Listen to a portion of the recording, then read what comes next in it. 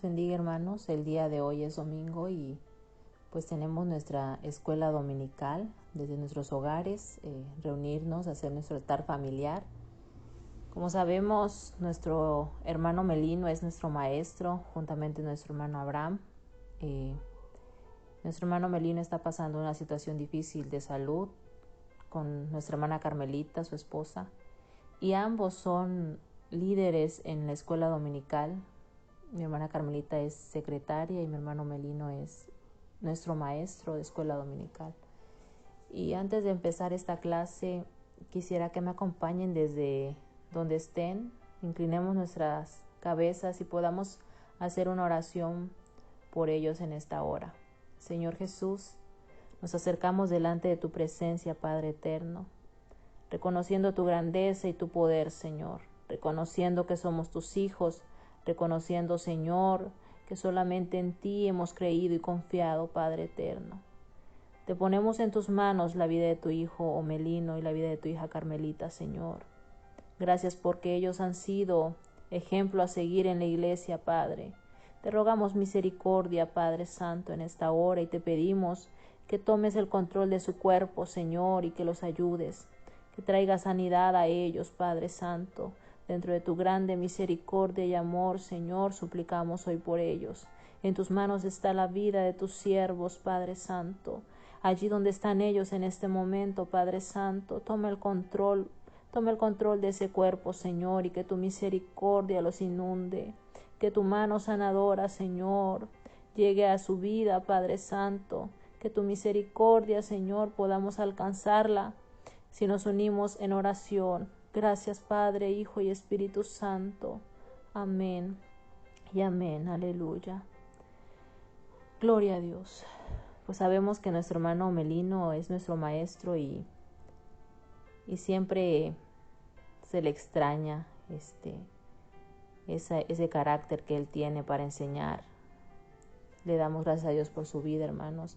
El día de hoy, pues Dios me permitió poder dar la lección número 17 de nuestro expositor que estamos llevando, llamado La Sana Doctrina, salvaguardando nuestra sana doctrina, la iglesia frente a los desafíos de la fe. Como hemos estado viendo en la escuela dominical, la iglesia se ha enfrentado a diferentes desafíos y el día de hoy que vamos a aprender a ver es la teología de la prosperidad. Y para ello, hermanos, quiero que vayamos a primera de Timoteo. Allí en primera de Timoteo 6, del 6 al 10, vamos a leer en el nombre del Padre, Hijo y Espíritu Santo. Dice de la siguiente manera: pero gran ganancia es la piedad, acompañada de contentamiento, porque nada hemos traído a este mundo y sin duda nada podremos sacar. Así que, teniendo sustento y abrigo, estemos contentos con esto, porque los que quieren enriquecerse caen en tentación y lazo, y en muchas codicias necias y dañosas, que hunden a los hombres en destrucción y perdición, porque raíz de todos los males es el amor al dinero, el cual, codiciando, algunos se extraviaron de la fe y fueron traspasados de muchos dolores. Gloria a Dios, hermanos, por su palabra. Pues la lección de hoy, la teología de la prosperidad. Nuestra verdad central nos menciona que la prosperidad no se mide por los bienes que se poseen y mucho menos se consigue por declaraciones basándose en los deseos propios. La prosperidad puede experimentarse en todas las áreas de la vida, aun y cuando falte el dinero. ¿Qué es la prosperidad? La prosperidad viene del latín y significa buena suerte o éxito en lo que sucede, en lo que nos sucede. Lastimosamente, hubo por ahí una persona llamada William Kenyon que combinó la fe con una serie de ideas positivas que servían, entre otras cosas, para hacer curado de enfermedades y hasta para hacer posible lo imposible, solo por creerlo en nuestra mente o declararlo. William basó su enseñanza en los escritos de Phineas, uno de los principales promotores de la parapsicología. La parapsicología es el estudio de 3 tipos de eventos inusuales: la percepción extrasensorial, interacción mente-materia, todo aquello que lo pensamos, lo visualizamos en nuestra mente, se hace realidad, conocida anteriormente como telequinesis y fenómenos subjetivos y supervivencia. La telequinesis en la parapsicología desplaza es el movimiento de los objetos, desplazamiento de objetos sin causa física aparentes, por lo general en presencia de un medium. Esta persona unió la fe, esa fe que nosotros conocemos como aquella que es la certeza de lo que se espera, la convicción de lo que no se ve. Unió esa fe con la parapsicología, ¿verdad? Todo aquello que está en nuestra mente será realidad. Esta persona llamada William enseñó esto a inicio de los 80 con el descubrimiento del Internet, la política, la economía de los Estados Unidos y los grandes predicadores de alcance mundial. La teología de la prosperidad, prosperó, afectando así la manera de entender el Evangelio. Allí fue donde el Evangelio se corrompió. Por lo antes descrito, es fácil comprender las razones por las que resulta tan atractivo, no solo para los ministros del Evangelio, sino para los creyentes que ven en Dios un proveedor, más que un redentor. Es difícil imaginarse, hermanos, cómo puede alguien levantarse y poner esas ideas en la cabeza de la gente, corromper el Evangelio de esta manera y poner a Dios únicamente como un ser que está para dar y para dar, aquel que únicamente es proveedor, más que nuestro Redentor, más que nuestro Salvador, más que un Dios al que debemos alabar y exaltar. Únicamente es alguien al que se le pide, pero no, hermanos. Vamos a ver los puntos que ellos traen, esos puntos en los cuales ellos reflejan lo que es esta teología de la prosperidad, como el sufrimiento es producto de la falta de fe. Ellos nos dicen que el sufrimiento es porque no tenemos fe. Esa teología ignora todo lo que la Biblia dice acerca del sufrimiento. No se ocupa de explicar las razones por las que el hombre sufre, más bien exalta la idea de creerle a Dios para evitar toda clase de malestares.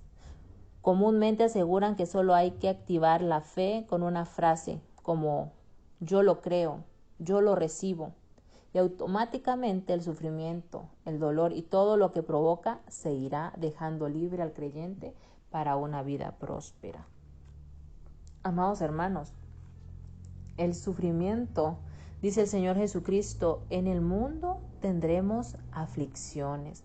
Muchas veces hemos escuchado a personas que predican el Evangelio y dicen, no, si tú le crees a Cristo, si tú llegas a mi iglesia, si tú vienes a escuchar la palabra de Dios acá, mira, nada más aceptas a Cristo y todos tus problemas se acabaron. Hemos escuchado muchos que predican de esa manera, que engañosamente, porque la palabra del Señor dice que tendremos aflicciones. ¿Y quién dijo eso? El propio Jesús dijo que en el mundo tendríamos aflicciones, pero que confiáramos porque Dios ya había vencido el mundo. Aleluya. Y ellos mencionan esto, vienes, le crees a Dios y todos tus problemas se te acaban. Hermanos,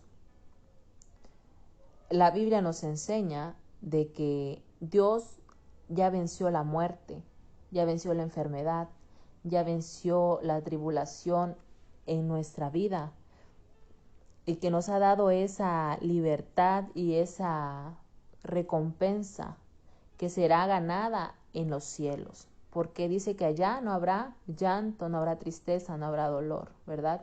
Y lo creemos en el nombre de Jesús, y somos salvos en el nombre de Jesús por su sangre preciosa. Pero Él dice, en el mundo, o sea, en este mundo tendremos aflicciones. El punto número 2, ellos mencionan, la pobreza es una maldición. Enseña que la pobreza en cualquier grado es una maldición y por lo tanto hay que romperla, con declaraciones en las que se cancela deudas y se abren puertas de bendiciones. Aleluya. Se arguye que Satanás es el padre de la pobreza, que a su vez es consecuencia del pecado. Es una maldición, es lo que ellos dicen. Por tanto, afirman que cuando se enseña al creyente la carencia es un proceso en el cual aprendemos a depender de Dios, estamos siendo engañados por el enemigo. Hermanos, creo que vayamos a 2 de Tesalonicenses. Allí en 2 de Tesalonicenses, en el capítulo 3, versículo 10, dice, porque también cuando estábamos con vosotros os ordenábamos esto, si alguno no quiere trabajar, tampoco coma. Yo sé que si somos de la iglesia Cristo el Divino Redentor, muchas veces nuestro pastor nos ha enseñado esto, que aquel que no quiere trabajar, que no coma. No dice la palabra del Señor, aquel que no trabaja, que no coma. Dice aquel que no quiere. El querer es la palabra clave. Aquí, hermanos, están diciendo que la pobreza depende de una maldición. Pero hermanos, Dios nos ha dado nuestras manos, nos ha bendecido, para poder nosotros trabajar, para poder nosotros salir adelante con la ayuda de Dios. No es una maldición el ser pobre económicamente. Podemos salir adelante con la sabiduría de Dios, pidiéndole a Dios la sabiduría, sabiendo trabajar honestamente, como dice la Biblia allí en Proverbios 10:4. Quiero que me acompañen también allí para que leamos la palabra del Señor. Aleluya. Ahí en Proverbios, capítulo 10, versículo 4. Y dice de la siguiente manera, la mano negligente empobrece, mas la mano de los diligentes enriquece, ¿verdad? La mano de el diligente. Aleluya. Allí vemos, hermanos, que aquella persona que pone interés, que pone esmero, que hace las cosas con eficiencia y que trabaja y cumple sus obligaciones, esa persona prospera. ¿Por qué? Esa persona se enriquece, dice la palabra del Señor. Pero aquellos que no les importa hacer nada, que no tienen esmero, que no ponen interés, hermanos, obviamente nos va a ir mal. O sea, si no hacemos nada, si nos quedamos allí en nuestros laureles, pues la misma palabra dice que aquel que quiere hacer, que aquel que quiere trabajar, que coma del fruto de su trabajo. Y Dios nos ha enseñado a trabajar desde el principio. A Adán le dijo que del sudor de su frente iba a comer, ¿verdad? Aleluya. La enfermedad es por falta de fe o por un pecado oculto. Ellos enseñan que las enfermedades que se sufren es por falta de fe y también es por pecados ocultos. Dentro de la teología de la prosperidad viene esto. Según esta idea, debemos exigirle a la enfermedad que se vaya del cuerpo. Si creemos y confesamos, seremos sanos. Al igual que en el punto anterior, el creyente no debe experimentar enfermedad porque Cristo pagó el precio por la sanidad. En esta teología de la prosperidad dicen que si nos enfermamos es porque tenemos un pecado oculto o porque no tenemos fe, que no debemos nunca enfermarnos, ignorando también lo que el Señor Jesucristo decía, que tendríamos aflicción. Quiero que vayamos a Job 1:1 y ahí veamos lo que la palabra del Señor nos enseña. Dice: hubo en tierra de Uz un varón llamado Job, y era este hombre perfecto y recto, temeroso de Dios y apartado del mal. Hermanos, dice aquí que la prosperidad, la teología de la prosperidad, que si se enferman es porque hay un pecado oculto, por falta de fe. Pero ¿qué nos enseña la Biblia acerca de Job? Que era un varón perfecto, que era un varón recto, que era un varón temeroso de Dios y que era un varón apartado del mal. Y Job era un hombre próspero en todo, tenía sus hijos, tenía la presencia de Dios, también él tenía riquezas económicas también, era uno de los hombres más ricos. Pero ¿qué le pasó a Job? Él enfermó, y una enfermedad muy grave, muy triste para la vida de Job.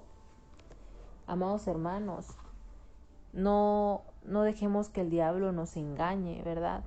Cristo se ha llevado todas nuestras enfermedades, y donde dice la palabra de Dios que Él ya venció al mundo, hermanos, Él también nos menciona que allá en el cielo, donde es nuestro hogar permanente, nuestras moradas eternas, allí no habrá enfermedad, allí no habrá tristeza, no habrá angustia.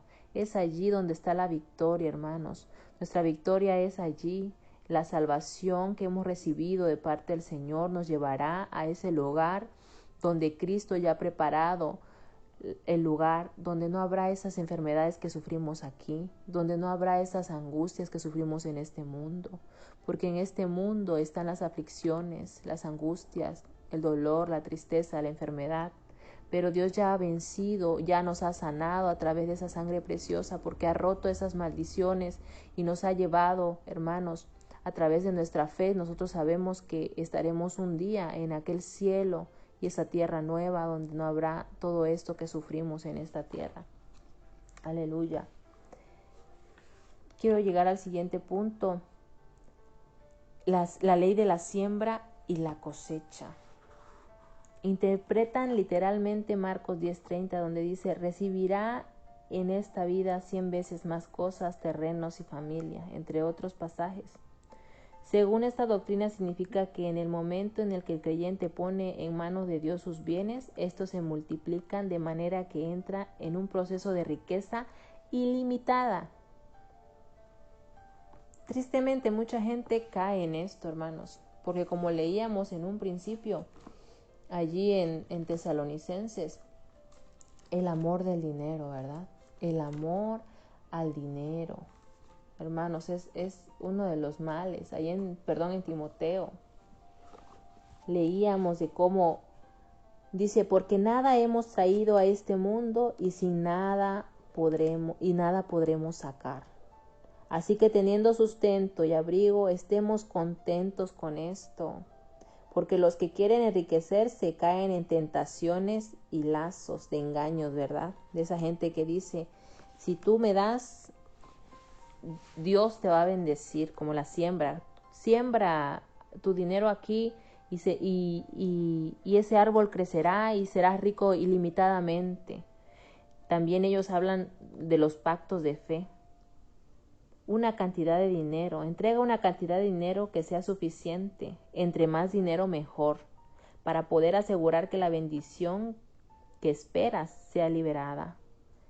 Imagínense cómo juegan con la gente, con la necesidad de las personas, cómo ellos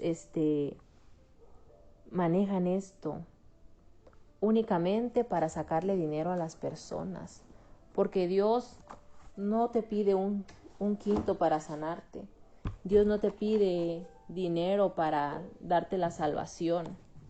Lo único que Dios pide es que le creas y que obedezca su palabra.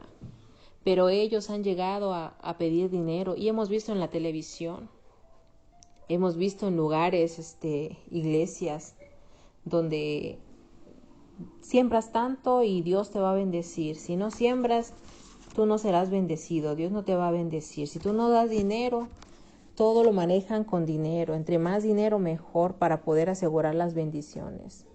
Y de esa manera no se maneja, hermanos. Aleluya.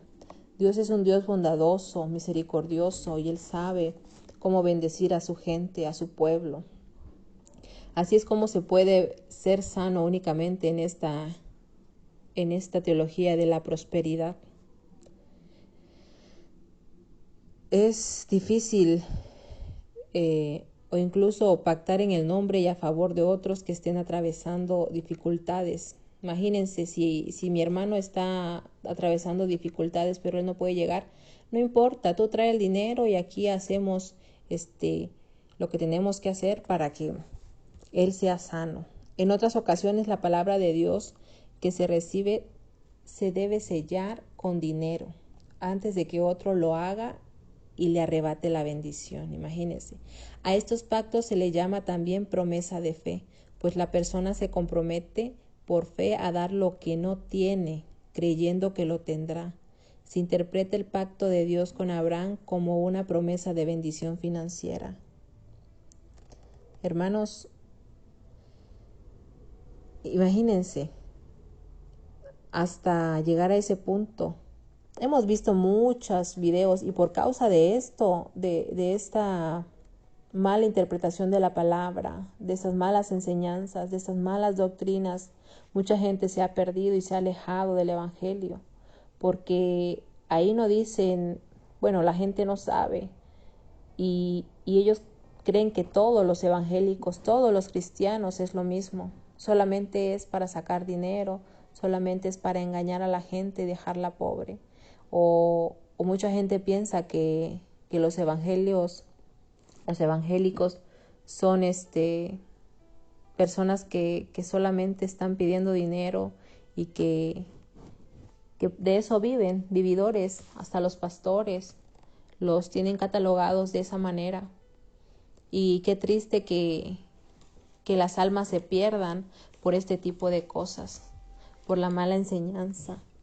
Por eso le damos gracias a Dios que nos enseñan la palabra en nuestra iglesia, que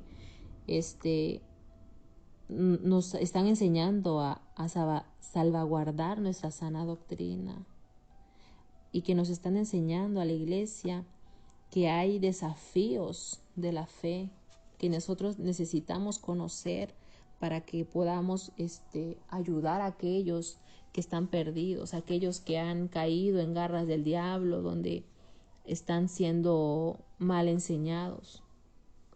¿Cuál es la perspectiva bíblica de la prosperidad? ¿Qué nos enseña la Biblia de la prosperidad? Dice que la prosperidad, hermanos, como un poder superior. El Señor estaba con José y hacía prosperar todo lo que él hacía, según Génesis 39, 23. Aquí utiliza una palabra que da la idea de ser respaldado por alguien con una fuerza superior que da como resultado el éxito en lo que se hace debido a la voluntad de esta persona superior. En todos los casos es Dios quien nos respalda y hace que el hombre progrese en todos sus esfuerzos. Hermanos, detrás de nuestras bendiciones, de nuestras riquezas, nosotros debemos reconocer que hay alguien que se está haciendo cargo de eso. Y es Dios. Pero José era un hombre que nunca dejó su fe a un lado, que siempre fue hacia adelante y que siempre iba de la mano con Dios. El Señor estaba con José. ¿Y quién hacía prosperar todo lo que él hacía? Así dice la Biblia. El Señor estaba con José y hacía prosperar todo lo que él hacía.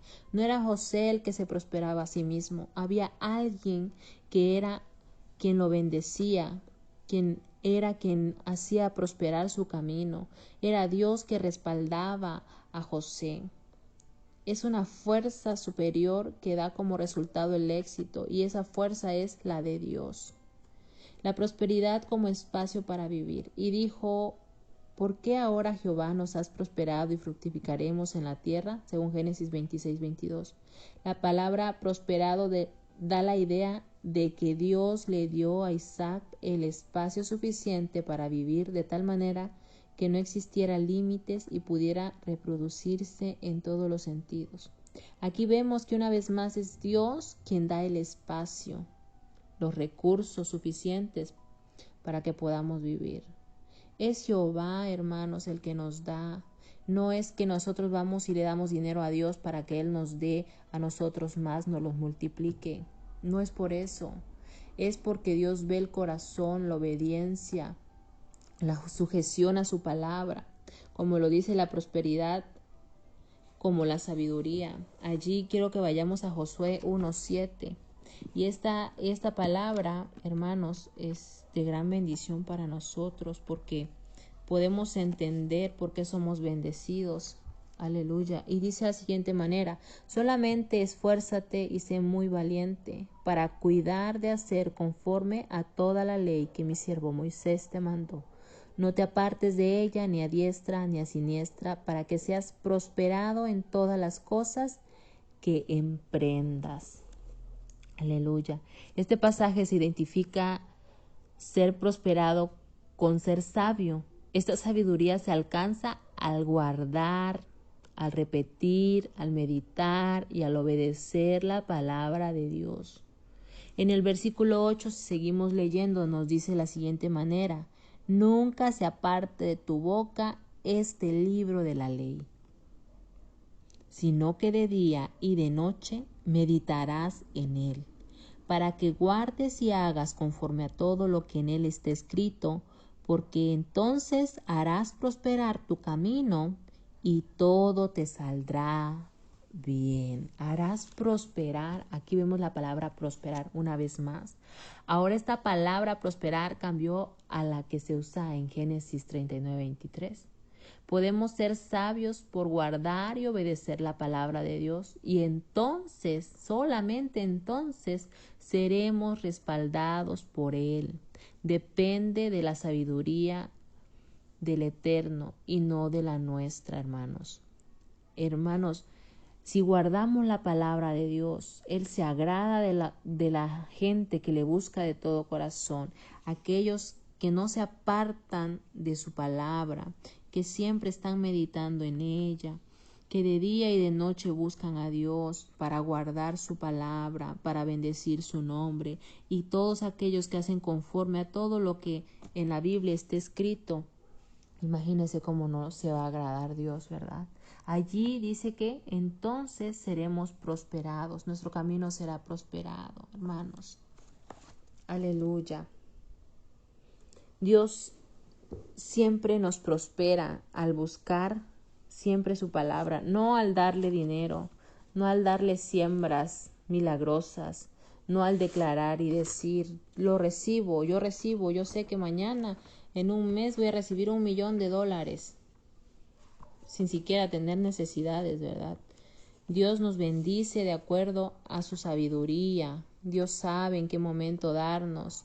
Dios sabe que muchas veces hay personas que aman el dinero y se pierden. Dios conoce la intención de nuestro corazón. Aleluya. Gloria a Dios.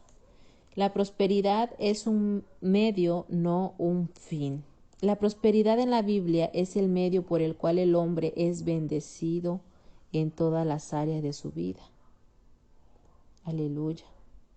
Es el medio por el cual el hombre es bendecido. Aleluya. Al regresar de un viaje, al ampliar nuestra casa, al guardar y creer la palabra del Señor, al estar en paz cuando la tormenta arrecia, al dar de lo que poseemos para la obra de Dios o para suplir las necesidades de otros. En fin, a través de todas estas acciones, el Padre prospera a sus hijos. Asimismo, no debemos ignorar que la economía depende mucho del contexto social, político de las personas, ¿verdad? Depende mucho también de lo que nosotros hagamos con nuestras manos, hermanos. No esperemos sentados a que nos caiga del cielo, ¿verdad?, el dinero. Solamente, si te lo imaginas, va a aparecer en tu casa $1,000,000. Tú acostado en tu hamaca y con esta idea, ¿no?, de de la parapsicología. Créelo en tu mente y si en tu mente está proyectado, aparecerá como arte de magia. No, hermanos, tenemos que poner manos a la obra. Dios nos enseña a trabajar y a trabajar para que podamos ser prosperados. Ahí Dios nos ayudará. Nosotros tenemos que trabajar y es Dios quien nos sustenta, nos fortalece, nos ayuda, nos abre puertas. Nosotros no podemos abrir puertas. Nosotros no podemos decir, se me van a abrir las puertas aquí. No, es Dios quien abre las puertas, es Dios quien nos sustenta, es Dios quien provee, es Dios. Siempre tengamos en mente eso, que a Dios sea la gloria en todo momento, que tenemos un trabajo, gloria a Dios, que tenemos que comer en casa, gloria a Dios. Estamos siendo prosperados con eso. La bendición de Dios es la que enriquece y dice la palabra del Señor que no añade tristeza en ella. Aleluya. Vamos a continuar. La fe como medio para la solución de problemas. La fe entendemos haber sido constituidos el universo. Por la fe hemos sido justificados. Por la fe Abraham y otros obedecieron a Dios. Y por la fe otros sufrieron pobreza y muerte. No hay forma de decir que la fe únicamente nos va a enriquecer. No hay forma de creer que la fe únicamente nos va a hacer ricos y que la fe únicamente sirve para eso. No. Por fe algunos sufrieron pobreza y hasta murieron, pero creyeron en Cristo, creyeron en una resurrección, creyeron en un Dios que vendrá a arrebatarlos y llevarlos a un lugar de gloria. Aleluya. Gloria a Dios. La prosperidad en tercera de Juan 1:2, Juan dice que él quería que su amigo Gallo fuera prosperado, pero el deseo de Juan, la prosperidad para la vida de su amigo, no es una garantía ni siquiera para él, además de que el contexto en el que se usa la palabra prospera sigue siendo el de ir bien en la vida más que en la economía. Podemos sin duda desear que a los nuestros les vaya bien, pero eso no significa que así será, ¿verdad? Muchas veces, aunque querramos que todo sea color de rosas, no se puede, hermanos. Dios conoce y Dios sabe. El sufrimiento, parece que hay una pregunta que la teología de la prosperidad ignora. ¿Has considerado a mi siervo Job? ¿Se acuerdan de esta pregunta que hizo nuestro Dios Todopoderoso? ¿Has considerado a mi siervo Job? Desde la óptica de esta teología, Job estaba en pecado. Por cierto que ese era el razonamiento de sus amigos. En realidad, deberíamos considerar a Job en un medio de prosperidad, pues a pesar de la desgracia, expresó su confianza en Dios. Imagínense, a pesar de la desgracia que Job estaba pasando, porque la Biblia, como lo leíamos en un principio, menciona que Job era un hombre recto, y no solamente recto, dice perfecto, que agradaba a Dios, obediente a la palabra de Dios. Imagínense este hombre, y que era bendecido también, era un hombre trabajador, era un hombre que tenía muchas riquezas, pero a pesar de eso, cuando sufrió las enfermedades, la soledad, cuando su esposa se fue y lo abandonó por estar enfermo de tal manera, cuando sus hijos murieron, cuando su riqueza acabó y cuando él quedó en esa situación de enfermedad, su prosperidad estaba en la fe que él tenía en Dios, que a pesar de esa desgracia expresó su confianza en Dios. Sabía que Dios había dado todo y que si él quería, que si Dios quería, podía llevárselo todo a la hora que él quisiera, hermanos. Eso debemos entenderlo nosotros, que todo le pertenece a Dios. Nuestra vida, nuestro cuerpo, nuestra familia, tus hijos, todo le pertenece a Dios. Y si Él nos ha bendecido con ello, gloria a su nombre. Pero cuando Él quiera llevárselo, gloria a Dios también por ello, porque Jehová Dios dio y Él también puede quitárnoslo. Pero decía Job, sea el nombre de Dios alabado en todo tiempo. Gloria a Dios. Expresiones como declaremos cielos abiertos, recibe tu milagro hoy mismo, pacta con Dios, créelo y recíbelo, siembra y cosecharás, rompe con la maldición, tu mejor vida empieza ahora, y otras de estas frases son clara evidencia del Evangelio de la prosperidad. La Biblia advierte lo peligroso que puede resultar la ambición por el dinero y las cosas materiales. También nos habla de los beneficios que trae la obediencia a Dios y la correcta administración de nuestros bienes, hermanos. La Biblia nos enseña, por eso leíamos en Jueces, en Josué, que no se aparte de nuestra boca este libro, que no se aparte de nuestro corazón, que lo enseñemos a nuestros hijos, a nuestra familia. Allí vamos a entender, tendremos sabiduría de Dios que nos enseñará a ser prosperados, que podamos nosotros cuidar de los bienes que Dios nos ha dado, de nuestro trabajo, que seamos responsables, que cuidemos a nuestra familia, que cuidemos lo que Dios nos da, que seamos de bendición para aquellos que necesitan. A Dios le agrada que seamos misericordiosos, que seamos dadores de lo que tenemos, sea mucho, sea poco de lo que tengamos, hermanos. Qué bendición poder compartirla con aquellos que menos tienen.